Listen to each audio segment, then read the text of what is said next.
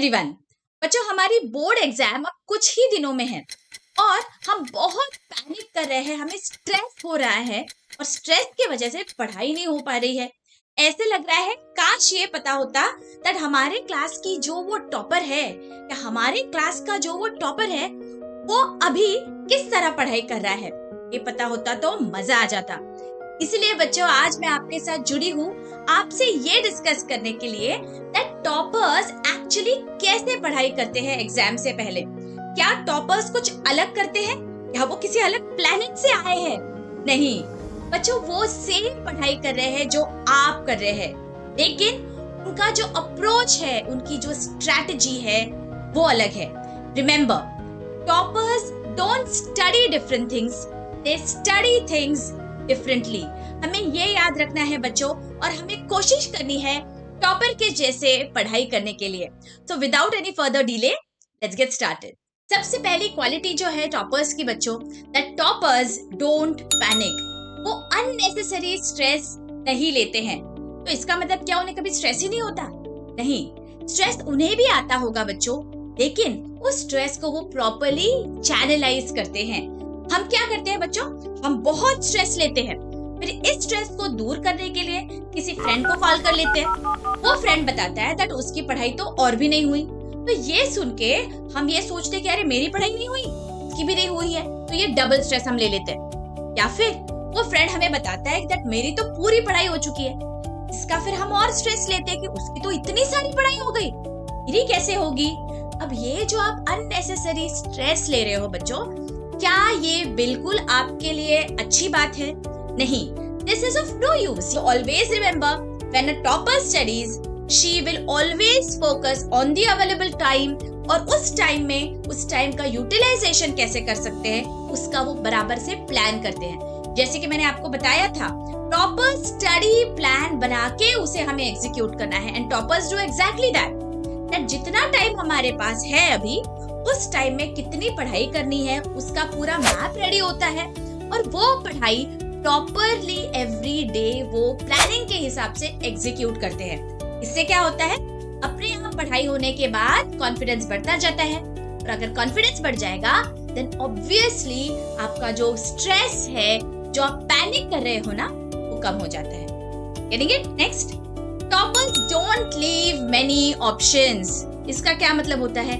हम क्या करते हैं बच्चों, बहुत बार बहुत सारे जो चैप्टर्स है वो हम ऑप्शन के लिए छोड़ देते हैं। ये चैप्टर से तो कोई क्वेश्चन नहीं आएगा, ये चैप्टर से कोई क्वेश्चन नहीं आएगा, ऐसे करके हम उन्हें ऑप्शन के लिए छोड़ देते हैं। लेकिन बच्चों ये गलत होगा। मैंने आपके साथ शेयर किया है बच्चों दैट एवरी चैप्टर के कितना वेटेज होता है आपके एग्जाम में। फॉर एग्जाम्पल, अगर हम अकाउंटेंसी की बात करें, क्वेश्चन 2 से लेके क्वेश्चन 5 तक आपको आइदर और इस तरह के सवाल पूछे जाते हैं। वहां पे मैंने आपके साथ डिस्कस किया है दैट जो 4 चैप्टर्स में से आपको सवाल पूछे जाएंगे, उसमें से बहुत बार हम देखते हैं दैट बच्चे सिर्फ 2 चैप्टर्स करके जाते हैं। लेकिन अगर ये जो और है, ये जो ऑप्शनल है, ये चैप्टर में कोई इंटरचेंज हो गया तो क्या हो जाएगा, आपके लिए एक पूरा क्वेश्चन सॉल्व करना मुश्किल हो जाएगा। Imagine entire question you will have to leave. That is why what do you do in these cases? जब भी आपको इस तरह का ऑप्शन है तो आपको प्रिपेयर करके जाना है at least 3 chapters out of those 4, and toppers do exactly that. अगर आपको चारों की चारों चैप्टर्स नहीं करने, it is okay, can do at least 3 out of those 4। Next, toppers do enough writing practice. मैंने आपको बहुत बार बोला है दैट सिर्फ पढ़ाई करोगे तो यूज नहीं है। वो जो आप पढ़ाई कर रहे हो उसमें से आपको कितना समझ में आ रहा है, कितना आप रिकॉल कर पा रहे हो, ये भी बहुत इंपॉर्टेंट है। और टॉपर्स एग्जैक्टली वही करते हैं। What they will do, they will ensure that every day वो थोड़ा समय निकाल के, या तो अकाउंटेंसी का कोई प्रॉब्लम, या फिर अगर आप थियोरी सब्जेक्ट कर रहे हो तो उसके कोई ना कोई पॉइंट्स वो हर रोज लिखने की प्रैक्टिस करते हैं। बिकॉज आपकी जो एग्जाम है वो सिर्फ आपको कितना आ रहा है ये नहीं चेक करती है। एग्जाम क्या चेक करती है, आपको कितना लिखते आ रहा है, right? If you don't write in the exam, how is the examiner going to know कि आपको कितना आ रहा है ना? तो राइटिंग प्रैक्टिस बहुत इंपॉर्टेंट है। और जब आप ये डेली राइटिंग प्रैक्टिस करते हो बच्चों, तो आपको ये समझ में आता है दैट हमें कितना याद आ रहा है।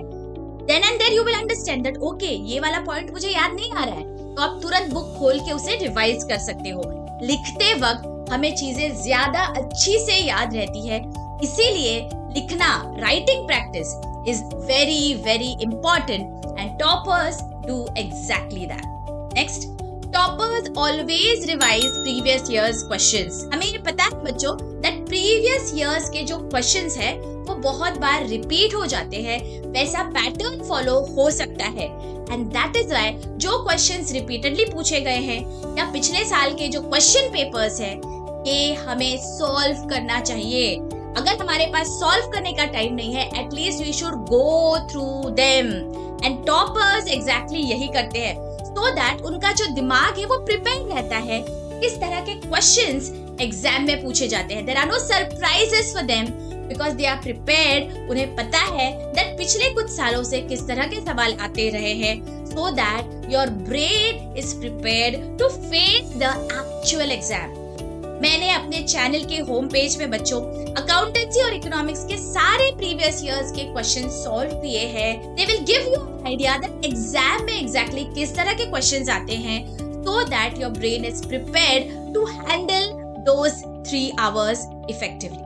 Next, toppers manage their time effectively. बच्चों देखिए, सभी के पास 3 घंटे ही है पेपर कंप्लीट करने के लिए।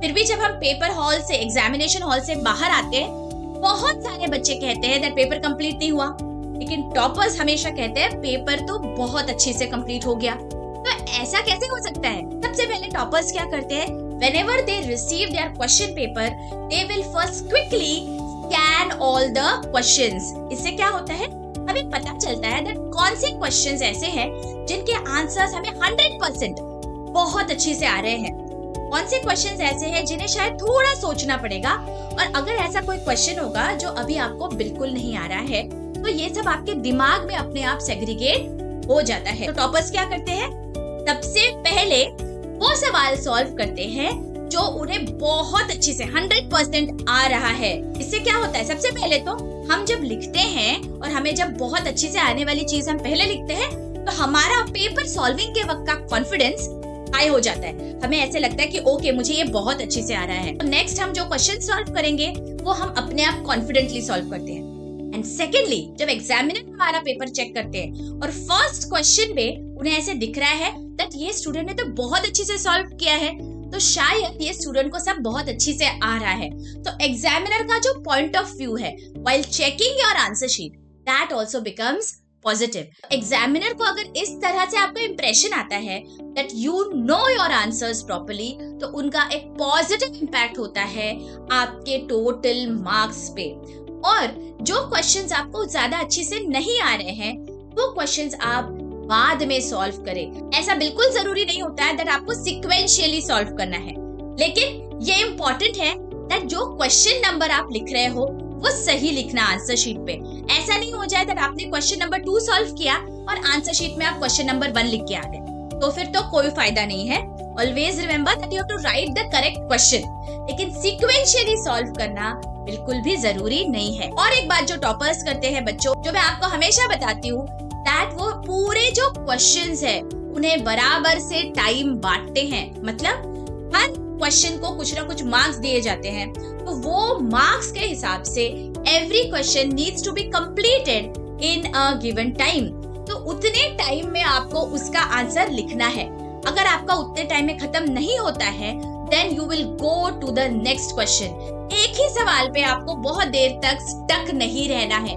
अगर आप वहां पे स्टक रह गए तो क्या होगा, आपको टाइम नहीं मिलेगा आपका अगले क्वेश्चंस लिखने के लिए, या फिर अगर टाइम मिला तो भी वो कम टाइम मिलेगा, and then you will end up writing sub standard answers for the rest of the questions. Next, paper presentation. बच्चों, किसी टॉपर का पेपर कभी आपने देखा है? जो पेपर होता है टॉपर्स का, that is extremely well presented. का क्या मतलब है, उनकी हैंडराइटिंग हमेशा लेजिबल होती है। उनके आंसर शीट में बहुत ज्यादा इस तरह से हाईलाइट होके स्क्रिबल्स नहीं होंगे। अगर उन्होंने कोई भी आंसर कट किया है, it will be cut in a very neat way. और अगर वो कोई भी क्वेश्चन का आंसर लिख रहे हैं, अगर थियोरी सब्जेक्ट है, तो उसमें वो पॉइंट वाइज आंसर्स लिखते हैं। बच्चों, हमें पैराग्राफ राइटिंग करके नहीं आना है। टॉपर्स एंश्योर दैट वो पॉइंट वाइज आंसर्स लिखेंगे और वो इम्पोर्टेंट जो भी पॉइंट्स है उसे अंडरलाइन भी करते हैं। इससे क्या होता है, अगेन एग्जामिनर का जो काम है वो आसान हो जाता है। एग्जामिनर को सारे इंपॉर्टेंट पॉइंट्स मिलते हैं हाईलाइट किए हुए, तो उन्हें भी ऐसे लगता है दैट इस पर्टिकुलर स्टूडेंट को सब बहुत अच्छी से आ रहा है and that is why we get a good score. Next, toppers distraction को कम करते हैं। क्या वो सत बचाते हैं, किसी भी तरीके का स्क्रीन नहीं देखते हैं? नहीं, इसका ये मतलब होता है बच्चों दैट जो डिस्ट्रैक्शंस है, जो स्क्रीन टाइम है वो मिनिमम रखते हैं। बहुत ज्यादा आप इंस्टा, व्हाट्सएप, यूट्यूब एक्सेट्रा पे टाइम वेस्ट नहीं करोगे। आपके पढ़ाई से रिलेटेड जितना काम है बस उतना ही आपको देखना है और कुछ भी नहीं। अब बच्चों कुछ ही समय बाकी है और इसमें अगर आप डिस्ट्रैक्ट हो जाएंगे तो किस तरह आप आपका सिलेबस रिवाइज करेंगे, है ना? तो टॉपर्स एग्जैक्टली यही करते हैं। जिस तरह का उनका स्टडी प्लान है उस तरह का वो 2-3 घंटे पहले तो स्टडी करते हैं, उसके बाद 5-10 मिनट वो रिलैक्स कर सकते हैं। ऐसे टाइम में वो कभी म्यूजिक सुनते हैं, कभी वॉक्स पे जाते हैं या फिर कभी स्क्रीन टाइम होता है। लेकिन ये जो 2-4 घंटे की पढ़ाई वो करते हैं वहां पे वो बहुत ही अच्छी से पढ़ाई करते हैं without getting distracted. Always remember, toppers value quality more than quantity. अगर आप 15 घंटे पढ़ रहे हो लेकिन आपका बिल्कुल फोकस ही नहीं है, आपको समझ ही नहीं आ रहा है कुछ भी, तो कोई फायदा नहीं है।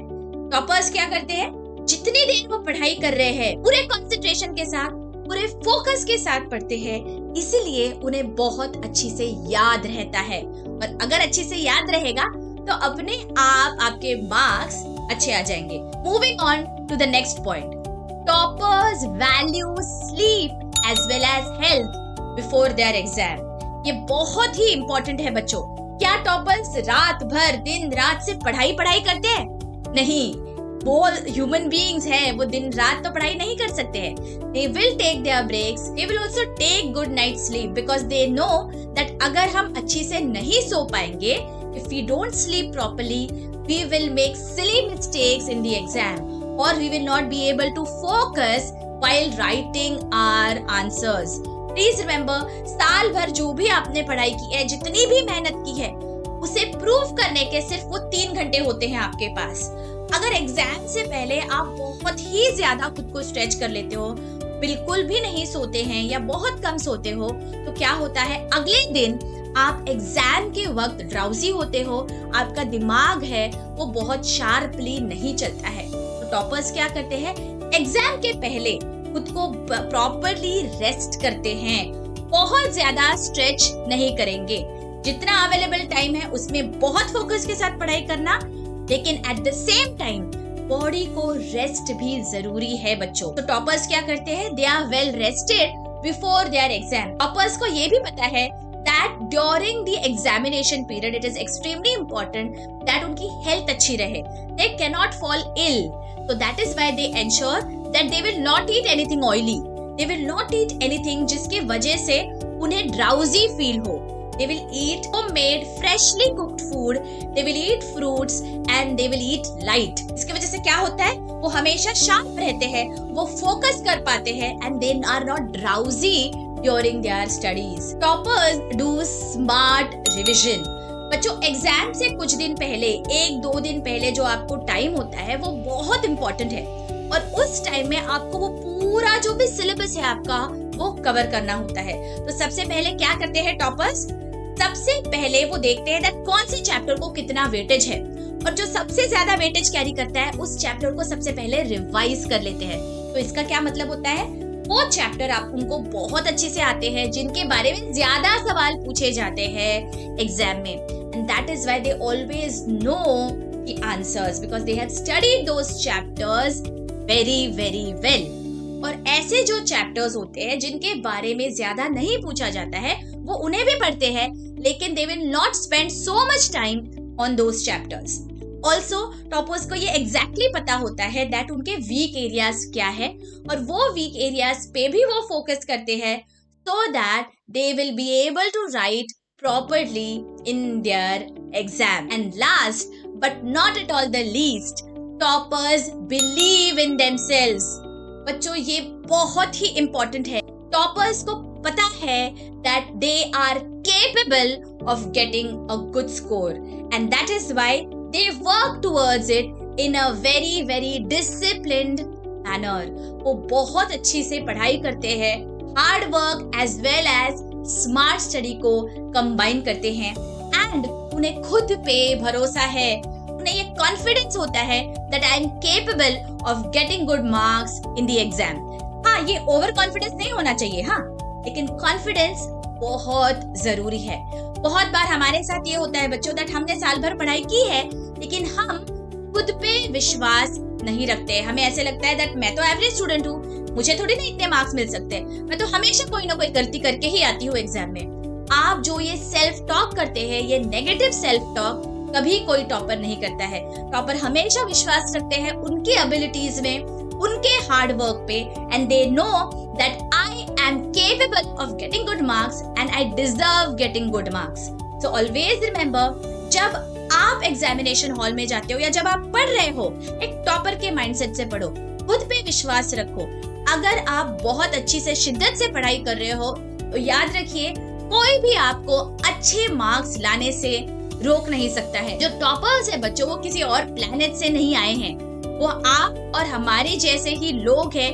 उनके पास भी उतना ही सिलेबस है जितना आपको कवर करना है, उनके पास भी उतना ही टाइम है जितना आपके पास है. अगर ये सुनने के बाद आपको भी लगता है that you can also become a topper, मुझे कमेंट करके बताइए, आई एम अ टॉपर.